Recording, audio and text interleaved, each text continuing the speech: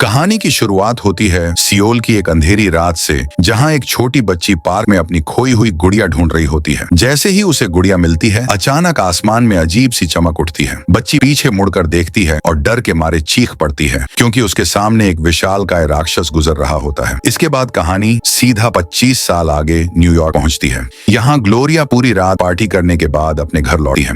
उसका boyfriend Tim गुस्से से उस पर चिल्लाता है, क्योंकि नौकरी जाने के बाद से ग्लोरिया सिर्फ नशे और पार्टी में डूबी रहती है। आखिरकार टिम उसका सामान पैक कर देता है और साफ कह देता है कि जब तक वह काम से लौटे ग्लोरिया घर छोड़ दे। टिम के जाने के बाद उसके पार्टी वाले दोस्त आते हैं, लेकिन ग्लोरिया सदमे में इतनी डूबी होती है कि कुछ कह भी नहीं पाती। कुछ दिन बाद वह अपने छोटे से कस्बे वाले बचपन के घर लौट जाती है। वहाँ कोई फर्नीचर नहीं होता, इसलिए उसे फर्श पर ही सोना पड़ता है। अगली सुबह जब वह मैट्रेस लेने दुकान जाती है, तो उसकी मुलाकात बचपन के दोस्त ऑस्कर से होती है। ऑस्कर उसे अपने बार में आने का न्योता देता है। बार में ग्लोरिया ऑस्कर के दोस्तों जॉयल और जी से मिलती है। वह शराब से बचने की कोशिश करती है, लेकिन जब ऑस्कर उसके सामने बियर रख देता है, तो वह खुद को रोक नहीं पाती। रात भर सब बातें करते हैं और हंसते मुस्कुराते हैं, लेकिन जब जॉयल उसे किस करने की कोशिश करता है, तो ग्लोरिया मना कर देती है। ये देखकर ऑस्कर गुस्से में जॉयल पर चिल्लाता है और नाराज होकर वहां से चला जाता है। ग्लोरिया अपना मैट्रेस घसीटे हुए पार्क से घर ला रही होती है, लेकिन उसे सेट करने से पहले ही थक कर वहीं सो जाती है। नींद में उसे अपना बचपन याद आता है, जब वह इसी पार्क में खड़ी होकर हवा और बिजली चमकते हुए देख रही होती थी। तभी उसकी नींद एक फोन कॉल से टूटती है। कॉल उसकी बहन की होती है, जो बताती है कि सियोल में एक विशाल राक्षस ने हमला कर दिया है। घबराई हुई ग्लोरिया तुरंत अपना लैपटॉप खोलकर वीडियो देखती है, जहां एक डरावना राक्षस शहर में तबाही मचा रहा होता है।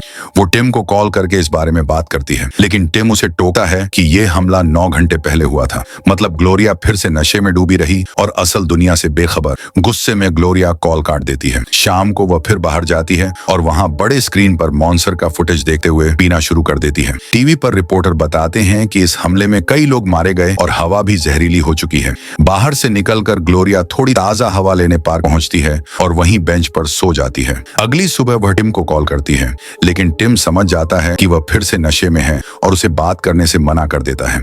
नाराज होकर ग्लोरिया अपना फोन जमीन पर फेंक देती है। घर आकर वह मैट्रेस में हवा भरती है, लेकिन फिर से सो जाती है। तभी दरवाजे की घंटी बजती है। दरअसल ऑस्कर उसके लिए एक पुराना टीवी लेकर आया होता है। टीवी सेट करते हुए ऑस्कर बताता है कि मॉन्स्टर फिर सियोल में दिखाई दिया था, लेकिन इस बार उसने सीधा हमला नहीं किया, बस अजीब से हाथों के इशारे किए और कुछ इमारतें तोड़ी। हालांकि कुछ लोग जख्मी हुए, मगर पिछली बार जैसी तबाही नहीं हुई। मॉन्स्टर बिल्कुल 8:05 पर सामने आता है। यही समय पिछली रात और ठीक 25 साल पहले वाली घटना का भी था। उस वक्त लोगों को लगा था कि यह सब झूठी अफवाह है, क्योंकि बस एक ही फोटो थी, लेकिन अब सच सबके सामने था। ऑस्कर जाते जाते ग्लोरिया को अपने बार में काम करने का ऑफर देता है। ग्लोरिया खुशी से मान जाती है और उसे गले लगाती है। तभी उसकी नजर टीवी पर जाती है, जहां मॉन्स्टर अपने सिर को खुजला रहा होता है, बिल्कुल वैसे ही जैसे अक्सर ग्लोरिया करती है। रात को बार में काम करते हुए ग्लोरिया अच्छा प्रदर्शन करती है, लेकिन उसकी निगाहें बार बार स्क्रीन पर टिकी रहती हैं। अचानक स्क्रीन पर दिखता है कि वह राक्षस जमीन पर कुछ फेंकने जैसा इशारा कर रहा है। अगले दिन घर पर बैठी ग्लोरिया पुराने फुटेज देखती है और नोटिस करती है कि मॉन्स्टर कंधे पर कुछ घसीटे हुए चल रहा था, ठीक वैसे ही जैसे पिछली रात वह खुद पार्क में मैट्रेस खींच रही थी। ये देखकर उसके दिमाग में शक गहराता जाता है। कुछ दिन बीत जाते हैं और पीड़ितों तक पहुंचने के लिए संघर्ष कर रहे हैं। ग्लोरिया टिम को कॉल करती है और बताती है कि उसे अब नौकरी मिल गई है। तभी ऑस्कर अपने पुराने सोफे के साथ आ जाता है। दोनों मिलकर सोफा रखते हैं और ग्लोरिया आराम से बैठ जाती है, लेकिन ऑस्कर याद दिलाता है कि काम का टाइम हो चुका है। ग्लोरिया उसके साथ चली जाती है और टिम को लाइन पर ही भूल जाती है। बार में काम करते वक्त टिम बार बार कॉल करता है, लेकिन ग्लोरिया शराब पी रही होती है, इसलिए वह कॉल रिसीव नहीं करती। बार बंद होने के बाद ग्लोरिया तय करती है कि अब उसे अपना राज दोस्तों को बताना चाहिए। वह सबको लेकर पार्क पहुंचती है और कहती है कि सियोल की लाइव कैमरा फीड देखो। जैसे ही वह प्लेग्राउंड पर कदम रखती है, मॉन्स्टर सियोल में प्रकट हो जाता है और उसके हर मूवमेंट की नकल करने लगता है, यहाँ तक कि उसके डांस स्टेप्स भी। सब ये देखकर हैरान रह जाते हैं। तभी कोरिया में मिलिट्री एयरक्राफ्ट आ जाते हैं और मॉन्स्टर पर हमला करने लगते हैं, लेकिन जैसे ही गोलियां लगती हैं, दर्द ग्लोरिया को महसूस होता है। गुस्से में वह हवा में मुक्का मारती है और स्क्रीन पर मॉन्स्टर भी वही करता है, जिससे एक जहाज गिर जाता है।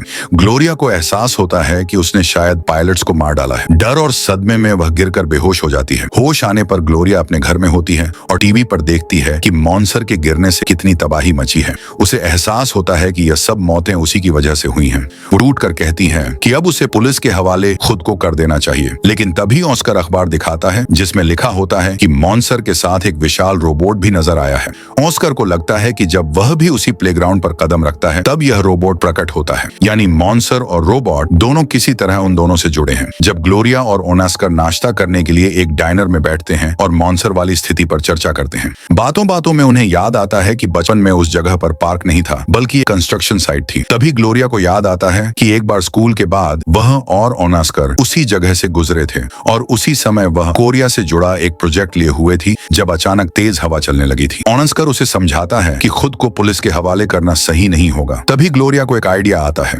दोनों एक कोरियन रेस्टोरेंट में जाकर मालिक से कहते हैं कि उनका मैसेज कोरियन भाषा में ट्रांसलेट कर दे। फिर वे अगले दिन सुबह तक पार्क में इंतजार करने लगते हैं। इस दौरान दोनों अपनी जिंदगी के बारे में बातें करते हैं। ओस्कर बताता है कि उसने कभी ग्लोरिया की वेकेशन वाली कहानी पर भरोसा नहीं किया।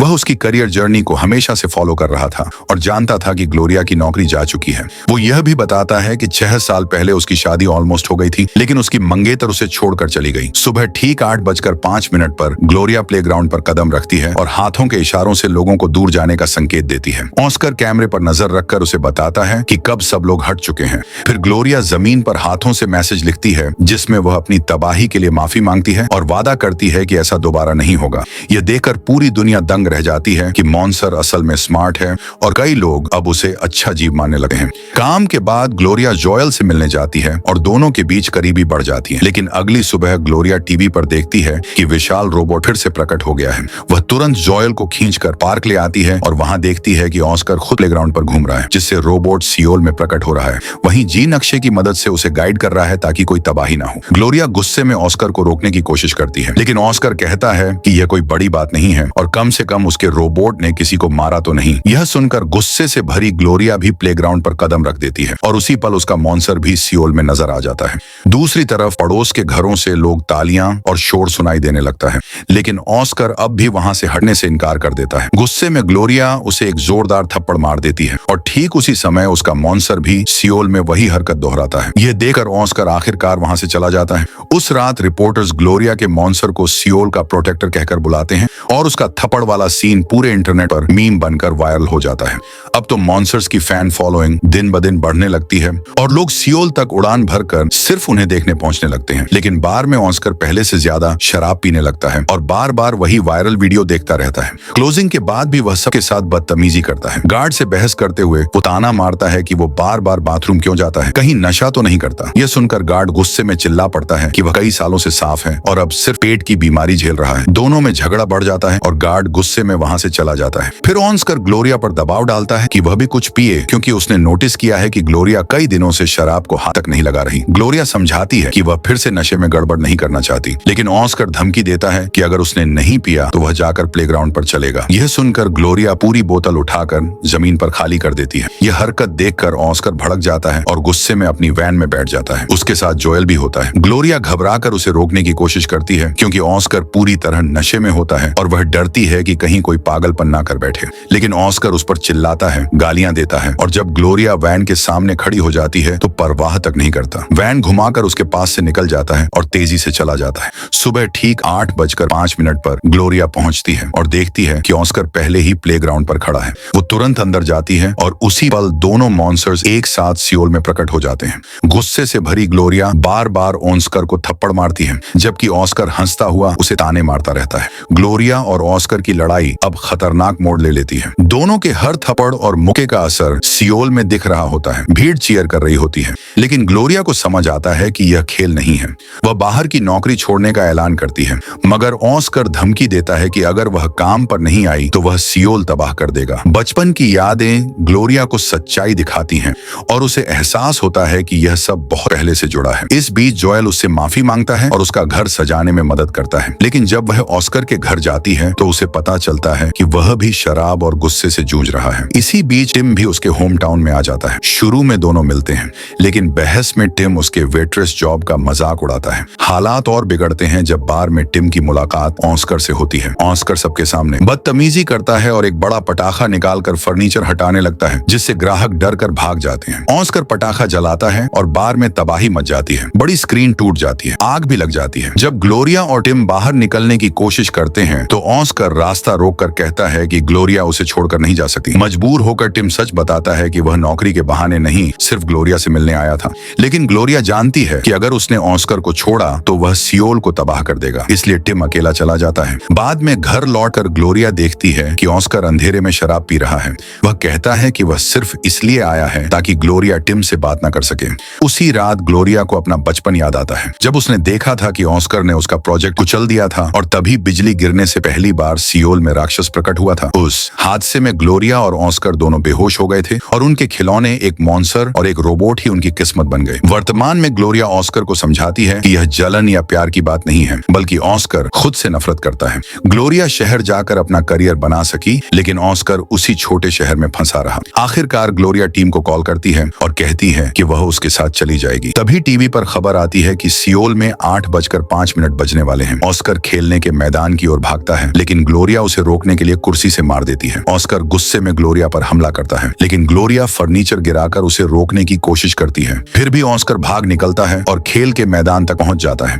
वहां वह धमकी देता है कि अगर ग्लोरिया ने उसे नहीं रोका तो वह सियोल को पूरी तरह तबाह कर देगा। उसके पैरों की हर चोट से हजारों लोगों की जान जा रही होती है। ग्लोरिया टूट जाती है, लेकिन अचानक उसे एक आइडिया आता है। वह सियोल पहुंचती है और वहीं से अपने मॉन्स्टर को नियंत्रित करती है। ऑस्कर हैरान रह जाता है जब देखता है कि अब मॉन्स्टर उसके सामने खड़ा है। ग्लोरिया का दानव ऑस्कर को पकड़ लेता है और उसके सारे रोने गिड़गिड़ाने के बावजूद उसे दूर फेंक देता है। इसी के साथ रोबोट भी गायब हो जाता है और सियोल के लोग खुशी मनाते हैं। आखिरकार ग्लोरिया को सुकून मिल जाता है और इसी सीन के साथ ये फिल्म यहीं खत्म हो जाती है।